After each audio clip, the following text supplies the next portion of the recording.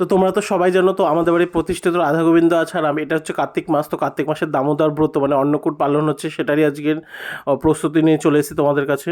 এবার কিন্তু অন্ন দেওয়া হয়নি, এবার দেওয়া হয়েছিল পোলাও, আলুর দম, ভাজা, 5 রকম ভাজা, চাটনি, পায়েস, এইসব। তো তারই আলুর দমটা কিন্তু আমি করছিলাম, আর পাশে করছিল আমার ভাইপো পোলাও, গ্যাসে পোলাওটা হয়েছিল, আর 5 রকম ভাজাটা যা এর আগেই করা হয়ে গেছে। আর এবার অন্নটা, যে মেন অন্নকূটের যে অন্নের পাহাড়টা, ওটাকে সাজাচ্ছিলাম আমি আর আমার ভাইপো মিলে। তো দেখো, আর এবছর না বরবটি ভাজা দিয়ে অন্নের উপরে যে তিলকটা করা হয়েছিল, প্রত্যেকবার আমরা ডালিম দিয়ে, বেদানা দিয়েও করে থাকি, এক একবার এক এক রকমভাবে করা হয়। দুজনে মিলে কিন্তু অন্নের পাহাড়টাকেও সাজিয়ে নিচ্ছিলাম।